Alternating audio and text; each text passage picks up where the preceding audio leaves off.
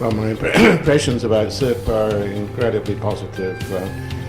Here I think I have seen a rather unique way of organising a meeting, and I think it's been done with great aplomb from every vantage point, and I am very much at one with the philosophy of the meeting that sustainability in all its shapes and forms is incredibly important for the human race in general, and we must keep pressing away at the importance of having scientists and technologists at the helm. And this is where my greatest concern is in the Western world.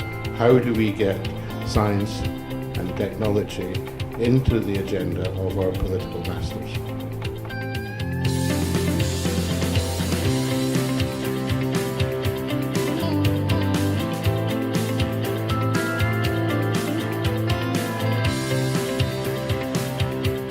I feel very proud of the giving of that award last night. It was one of those events that came out of the blue, and there aren't very many situations nowadays where you receive recognition without knowing anything about it. I can count them on less than one hand,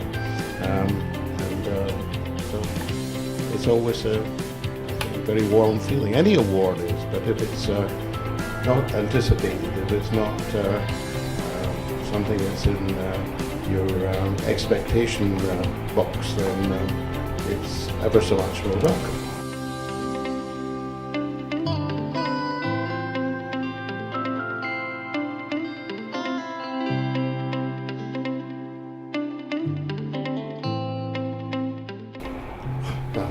If somebody links my name to an award, I just I'm sitting on air, and I just cannot feel more than just honoured beyond belief. It's always difficult to put into words how elevated you feel if you have an award that is going to be presented to others for their achievements, and your name is attached to it. I guess if Mr. Nobel was around, he would probably be sky high by this time with the 700 or 800 people who've been, as it were, recognized in his name. So I think anybody who is in this category of having their name linked to an award has to be just overjoyed. And it's nice that it happens while you're still alive.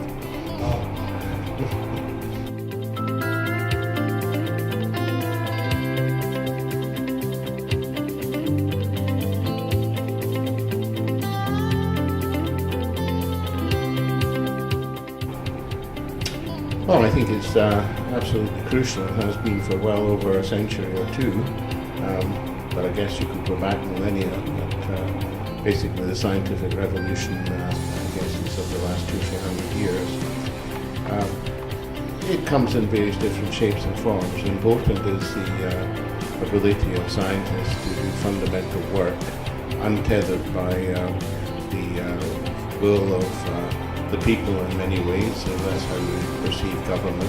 They should be given the freedom to go out there and search in the unknown. I feel very, very strongly about that.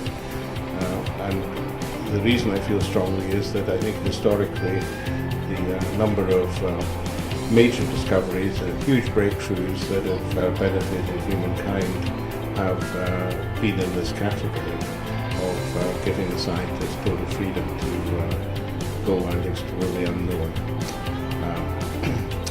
Having said that, science is not just one theme, and in my own context I've been able to do the exploration of the unknown, but at the same time in a large research group be able to give my young people the encouragement to use their eyes, and if they find something that is unexpected, to not forget about it there and then, but to shout it from the rooftops. And so we've had two major serendipitous discoveries in the last 8 years, and they both led to startup companies. And this is just another dynamic of the research, as it were, activity and experience. And it only happens, I think, if you give the scientists enough room at all levels to express their creativity and originality. Having said all of that, my main concerns in relation to the delivery of science and technology to society as a whole, is the fact that in our Western societies we are lumbered at the moment, and have been for many years, with leaders at a political level who are not interested very often, or not conversant with science. They are often, as it were, quite obviously in fear of science and the technology that comes from it. And I don't know how this problem can really be addressed. I have to be very frank. I think we're making very little progress in the Western world. I think what history will record is that the baton will be handed over to the Asian countries, and in particular China.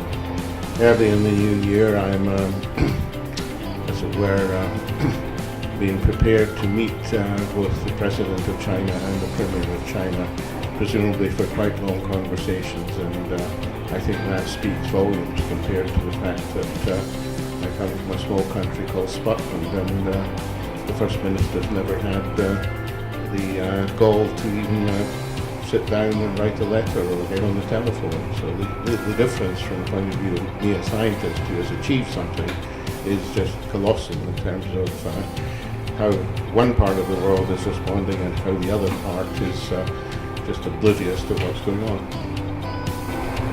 I read that when you were born, the doctor gave you only 2 months of life. Is this true? Oh, I think that's slightly different. When I was born, I was a little bit underweight, and it was touch and go, a 50-50 sort of expectation, because I think I was born about 6 in the evening, that I would be alive the next morning.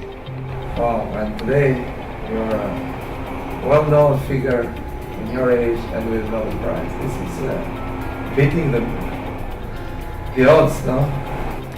Well, I guess I was a spirited little thing in my first few hours of life, and maybe that is an inherent part of my character that has prevailed all the way through my life. I've always been in situations, more often than not, where I have been not expected to achieve something, or not expected to overcome an obstacle, and the reality is, as it was in those first 6 or 7 hours of my life, I do more than survive. I come out of it kicking and making a lot of noise.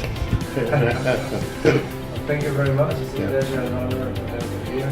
Thank you. Thank you. It has been an honor to be with you for these 3 days, Florian. Thank you for your hospitality.